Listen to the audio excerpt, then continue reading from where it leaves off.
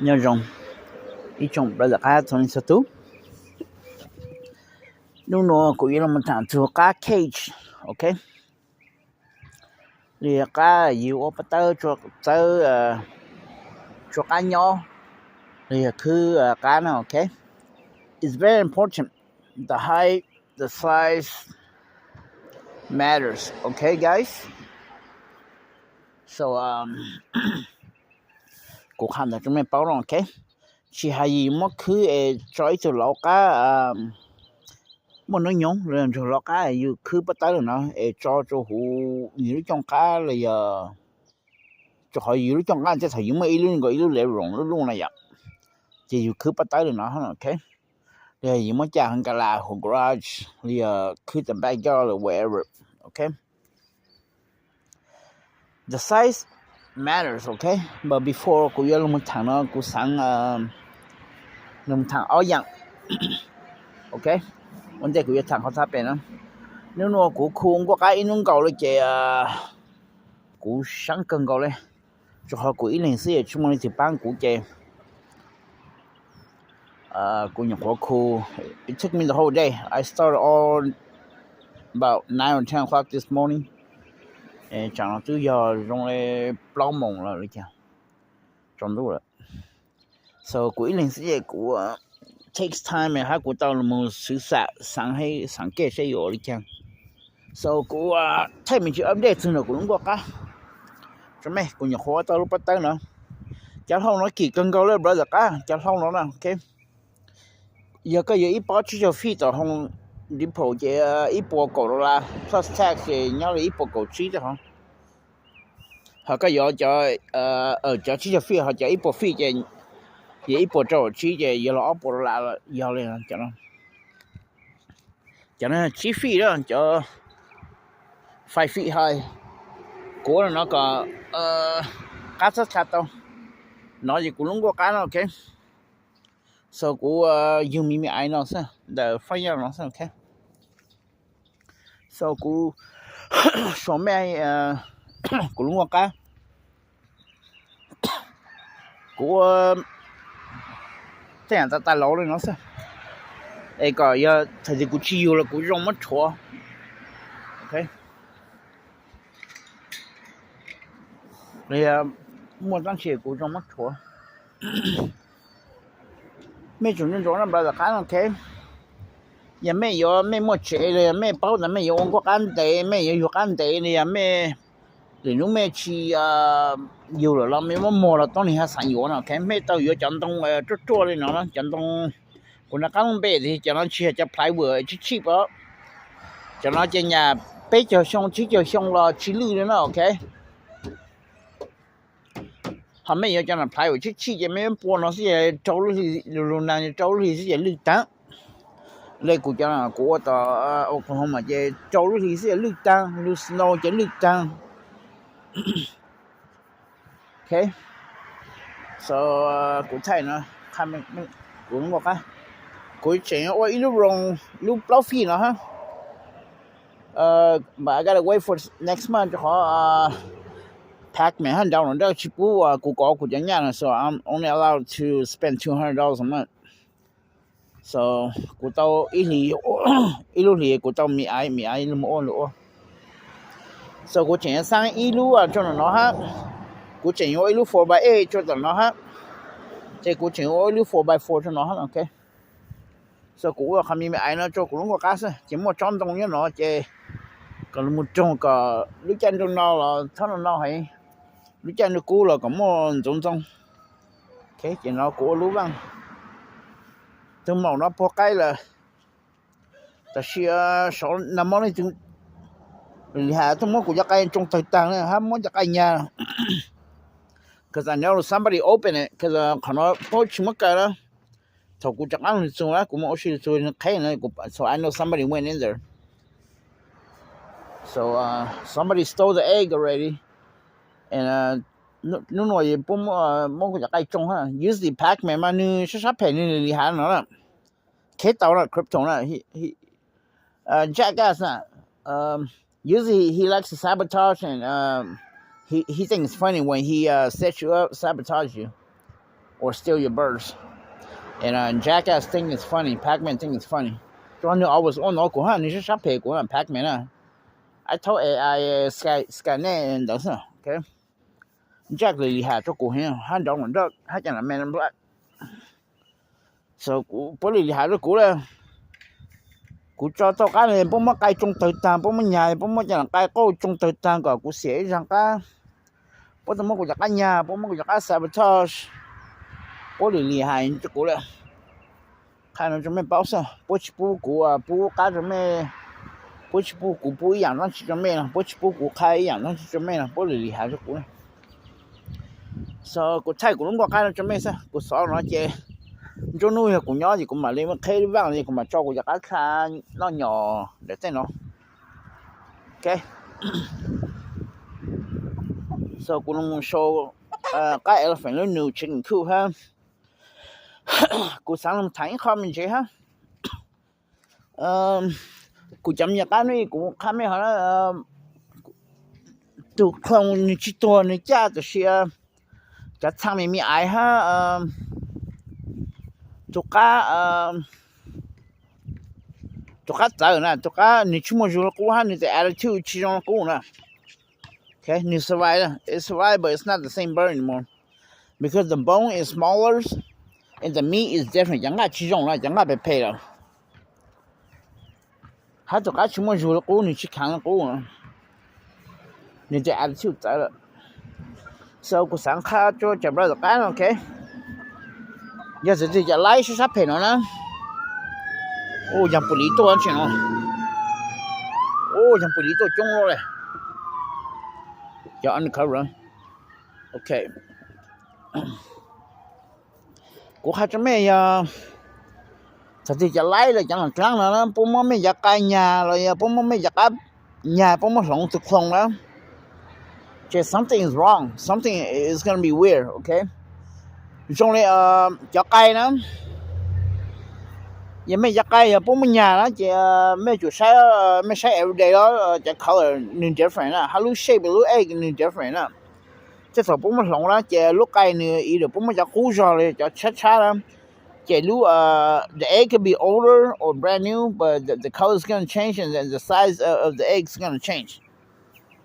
So I noticed that all my life that chẳng like people more của cái nhà but I just couldn't figure out how was they able to get my chicken coop when I lock it already. So that's what when I bought that mấy cái đầu portal ha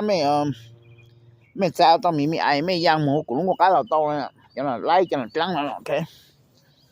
So how could you bought the mấy Superman mấy nhà chẳng là Man in Black Power Ranger đó okay. But now I know. But this is how they've been doing it to me all my life ever since I start raising birds. Bố mình nhà của cái là họ hát thầu chết thầu của trò tụm màu tụm po tụm một cái mình nhiều chú lê oi cho họ nữa. Cha the next day cũng một trò tụm nhiều bự nữa. Chỉ phụ tụm nhiều nhau lúc cái nữa, you know. And I noticed that the egg the color changed. So that's how I know that somebody swapped the egg. But I just couldn't figure out how were they able to get inside my chicken coop when I lock it right, you know. So now I know. But của khai nó cho chậm ra khá cho mấy còn mấy hạt báo nó sản phụ cho mấy còn mấy hạt báo họ ta mỗi chân là Man in Black chân là trắng nữa tao làm đó hết Pac-Man bố chân là bố lì hả bé nè chỉ bố phải mua bé sabotage bố phải nhà bé giặc cá bố phải mua bé giặc cá bảo các con còn bé xin đầu xinตัวbé xin là một cái mình luôn rồi okay. So khai nó cho mấy còn mấy báo giờ thì bố mua mấy giặc cá lồng nữa giặc cá gì lên đó là giờ thì bố mấy giặc cá lồng nữa chỉ when you copy tao exactly ni your physical appearance exactly 100% đó you can't tell the difference. You có sai gì có chỉ bảo là nhiều bố mua cái giặc cá lồng nữa okay. Tại vì họ có bao nó mà cái giặc cá này giờ này có bao giờ mình chạy chicken nữa nhưng nhau mà inu này chạy chicken nữa giờ này chạy chạy là này chạy thì attitude chỉ trong cũ là giặc cá xí cho là giặc cá nhang cho là này giặc cá này chẳng có chạy này chạy tham chạy là something's gonna go wrong. You're gonna know something has changed. Okay, cho họ ta sẽ biết một technology trong này bớt sáng teleport what's so programmable laser มัน scan ก็ตกานะ and then they able to teleport a 100% exact copies อย่างนี้พวกมันก็จะ original อย่างเลยนะ okay แต่ชีจะคลองแล้วจะ teleport นะเก่งจังซะ就可能就quality ชิ้น样大นะ so กูสั่งมันข้างแล้วจะเบิกกับแม่เป้าลงแค่จะเขาจะไล่นะให้จะ alien 是啥牌的不么 technology 中了 so they can use a programmable laser to scan your bird every single atom of the bird and then they will teleport a copies over here and they will steal your original bird okay จะตัวพวก teleport พวก copy ฮะนะจะเนียนจังซะจะขอนี่จะ quality ชิ้น样的了 but it look 100% exactly but something's going to be off like the meat is going to be junk 讲个其中了จะ唱了其中了做家对 attitude 去 work attitude 家 A 了做家了无味什么就了จะ唱了米爱着了等好了 so กูสั่ง看了做จะบ่ได้ก็ไม่หาเป้าน้องแค่จะขอกูปู่ไม่จะวีเราไม่เพิ่ง complain โอ้เจ้กูจะกาจังแล้วเก่งหรือจะกูมาสอนเก่งเลยนั่นแกthat's one of the problem but ไม่ต้องมือ verify เลยกูข้ามไม่ verify แล้วไม่ใช่จังก็บ่เจอตัวก็บ่ชี้着ยัง着了จะ唱不着ตัวก็บ่รู้着了米爱着了 something's going to be off okay so 看了就没保证讲来还不平我不要干呀不么弄就弄也别去包了 okay so that's it huh? but yeah okay mainly like we don't get good time about car cage okay 姐姐เห็นแล้ว brother กัน okay that's it I know this from ไปโอเตนะever since I was a little kid when I ไปเพียงแต่นะจะกูป้อแต่อย่าถอไปจอร้อนะไปเจนงนั้นตัวย้อนที่ติวแกจะร้อนึงตัวชิลุนะจะไปตัวมัวถอนนึงตัวนะโอ้จะไปวิจะไปตัวมัวชีก็นึงมัว space นะนึงมัว gap จะร้อหารู้จะร้อนะ他可能么上来这种他也比赛这种一样的ไปจะร้อนะรู้ใช่บ่เคยมันจะร้องไม่ใช่อย่างเลยกูจะหย่อนนะไม่ใช่จะหย่อนนั้นตัวชิตาแล้วเนี่ยแต่นี่ตัวสั่งไหลแล้วจะหย่อนนั้นตัวชิตาเนี่ยเขาจะหย่อนใจจนคนนั้นยังไม่ปุ่นยันจั่วให้ตัวนะ so I noticed that if something is on top and very low of a plant or animal then to การ to animal เลยชอบแพนนี่รู้其中了 okay so I don't know why it's doing that even though it has sunlight photosynthesis okay but anyways 我们看到 example okay so จะปเตอร์จะงกอะไรอีอย่างนะ okay ยังไม่เอาลงกว่าก็เกนะถ้าว่าจิตดีเจตัวก็จะแข็งรู้ว่าตัวก็นี่ stress ตัวก็จะสมบูรณ์ตัวก็จะเลยจุดหลังจะเลยจู่ๆจะตัวก็นี่เขา performanceนี่ performance ตอนนี้เขา full potential แล้ว okay so the right size the minimum size ที่หาไม่จะจงกา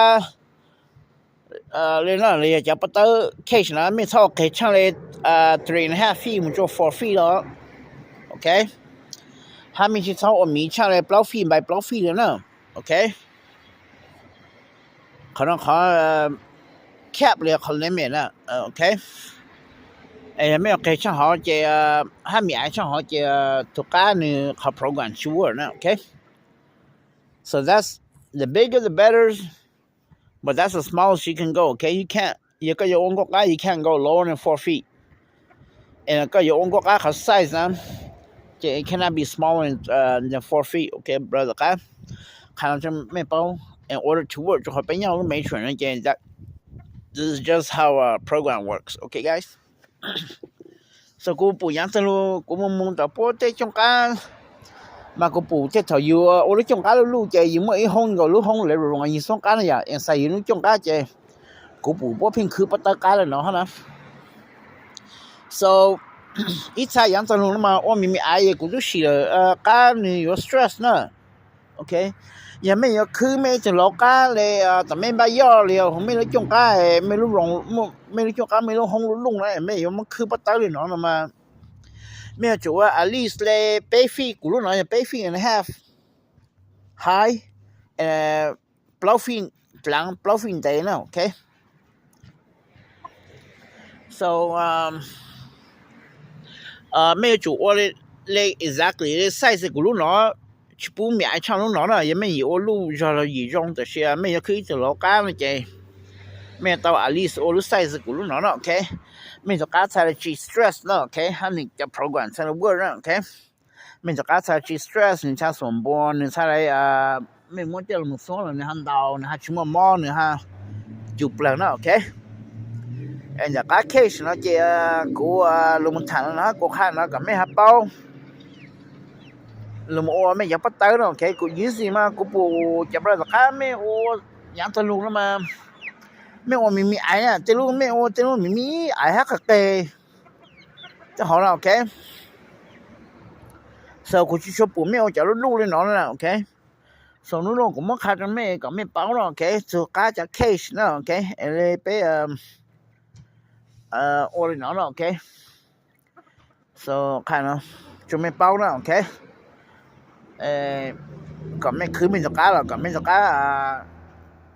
ซอเสียฮะนะโอเค就ไม่มั่วมีไอ้เฮาก็เคยจะนี่ stress ฮะนี่จะคิงคลูอย่างนี้จริงเยอะจนจะหลอกไอ้ลูกชิโตเกอร์เรียนนี่จะแต่ก้าเลยกูจะมาชวนไม่มันคืนนะยังจะก้าอยู่ชินดาวนี่ชินดาวนี่เขาฟูเป็นชัวฮะนี่ยังดาวชิไลนะโอเค还有没有路 at least เลย bluffing day bluffing lang bluffing and have 做 bluffing 下嘅ตัวก้า整到来นะ OK 因为ตรงนี้มันคือปัตตาเลยเนาะนี่ไม่ชิมว่าจะหลิจงกัน OK กูสั่งมาค่าก็ secret เรียกขอlimit เรียกขอ requirement ไม่ต้องมั่วเนาะ OK brother ค่ะhopefully you guys pick up something new ให้ไม่การใช้ให้ไม่เป้าเขา secret เนาะโอเค